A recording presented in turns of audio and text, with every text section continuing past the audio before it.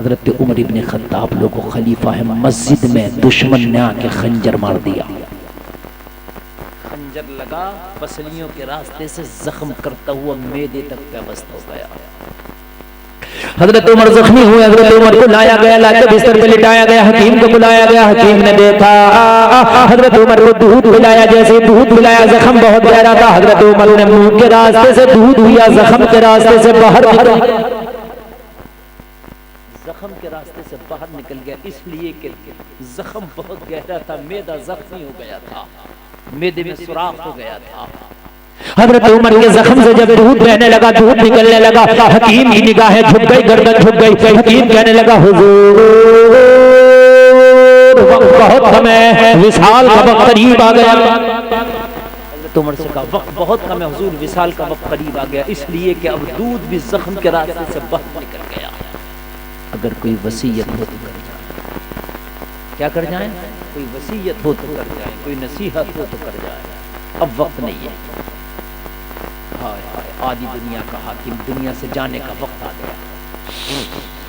ہمارا اگر ایسا موقع آ جائے تو ہم کہتے او فلاں او فلاں او فلاں، میرے فلاں کو بلاؤ، میرے فلاں کو بلاؤ، میرے فلاں، ہائے میرے فیکٹریوں کا کیا ہوگا، ہائے میرے میل کا کیا ہوگا، ہم یہ کہتے ہیں۔ حضرت عمر سے جب اتنا کہا کہ وقت بہت کم ہے، کچھ کر جاؤ، آپ کے بعد خلافت کا کیا ہوگا بتا جائے، یعنی اس کرسی پہ کون بیٹھے گا؟ حضرت عمر کا بیٹا جوان تھا۔ حضرت عمر کے ہر آدمی چاہتا ہے کہ میرے بعد میرا بیٹا رہے، بولے چاہتا ہے کہ نہیں چاہتا؟ گدیوں پہ جھگڑے ہو رہے ہیں، جانشین کہہ رہا ہے کہ میرے بعد میرا بیٹا بیٹھے، حقیقت جھگڑے ہو رہے ہیں، میرا بیٹا ہی بیٹھے گا۔ لیکن حضرت عمر نے فرمایا خلافت میرے وصال کے بعد تمام مسلمانوں کو اکٹھا کرنا، ان کے جو مشورے ہوں ان کا مشورہ جدھر جائے جس کے لیے جائے اسے خلیفہ بنانا۔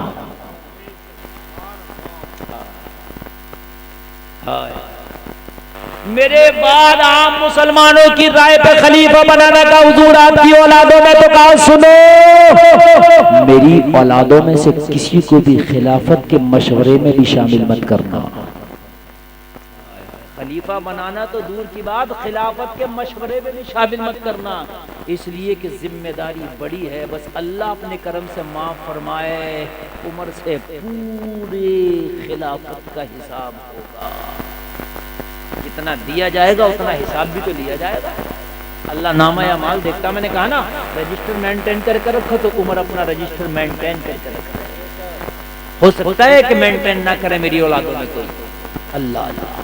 اتنا کہا حضرت سانس پھنسنے لگی، اتنا کہا حضرت عمر کی سانس رکنے لگی، لوگ گھبرا آ گئے۔ عمر سے کہا عمر اگر کچھ چاہیے تو بتاؤ۔ حضرت عمر نے فرمایا ایک صحابی کا نام لیا، حذیفہ بن یمان کو بلا، ایک صحابی حذیفہ، حضرت حذیفہ کو بلا کے لایا، ذرا دل کے کانوں سے سننا، لوگوں رونگٹے کھڑے ہو جائیں گے۔ حضرت حذیفہ نبی کے رازدار صحابی ہیں، نبی جب کوئی راز کی بات کرتے تو حضرت حذیفہ سے کرتے، نبی کوئی خفیہ بات کرتے حضرت حذیفہ سے کرتے۔ حضرت عمر نے کہا حذیفہ بلاؤ، حضرت حذیفہ بلایا گیا، حضرت حذیفہ عمر کی بارگاہ میں کھڑے ہیں، حضرت حذیفہ عرض کرتے امیر المومنین مجھے کس لیے یاد فرمایا، مجھے کس لیے بلایا؟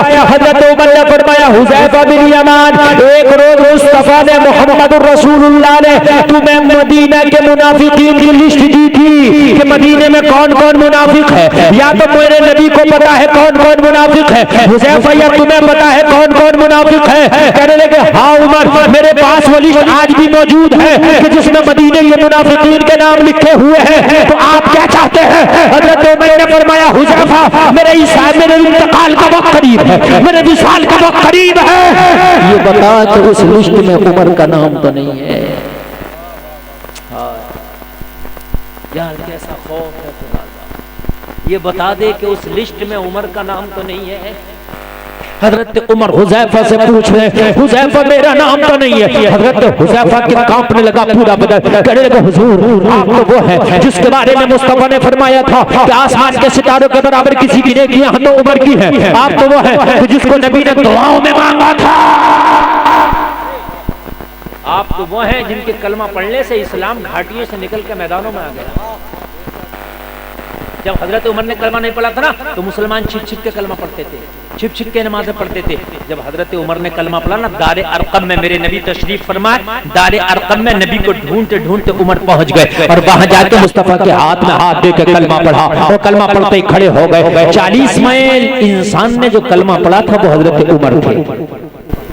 40 میں تھے حضرت عمر کلمہ پڑھنے والے. حضرت عمر کھڑا ہو گئے. کہا کیوں کھڑے ہو گئے؟ کہنے لگے یا رسول اللہ اب کعبے کے حرم میں جا کے کلمہ پڑھنے کو دل چاہتا ہے. سارے لوگوں نے کہا عمر ابھی ہم تھوڑے، ابھی 40 نہیں، مکہ کے سارے کافر ہماری جان کے دشمن ہیں، جو کلمہ پڑھتا اس کو پکڑ کے مارا جاتا. ابو بکر کو اتنا مارا تھا کہ چہرہ پہ اتنا ورم آ گیا تھا کہ ابو بکر کی پہچان نہیں ہوتی تھی کہ یہ کون ہے، ابو بکر ہے کہ کون ہے. او عمر تمہیں پتہ نہیں امیہ نے بلال کو اتنا مارا کہ جسم سے خون بہنے لگا. ابو سلمہ کو اتنا مارا کہ ابو سلمہ مکہ چھوڑ کر حبشہ چلا گیا. ابھی حالات کمزور ہیں، ابھی کلمہ جا کر کے دکھا کے نہ پڑھو، چھپا کے پڑھو. حضرت عمر نے کہا بہت ہو گیا چھپا چھپا کے پڑھنا، آج دکھا دکھا کے پڑھنا.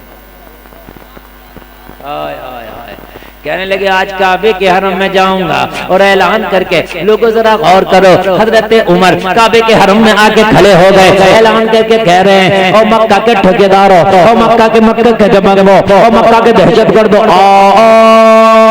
دیکھو عمر نے کلمہ پڑھ لیا ہے. آج عمر کلمہ پڑھ رہا ہے. میں نے سنا ہے کلمہ پڑھنے والوں کو آپ مارتے ہو، میں نے سنا ہے کلمہ پڑھنے والوں کو پتھر مارے جاتے ہیں، میں نے سنا ہے کلمہ پڑھنے والوں کو گھوڑے سے مارا جاتا ہے، میں نے سنا ہے کلمہ پڑھنے والوں کے جسم پر جلتے ہوئے کوئلے رکھ دیے جاتے ہیں. او مکہ کے دبنگوں، آج خطاب کا بیٹا عمر کلمہ پڑھ لیا ہے.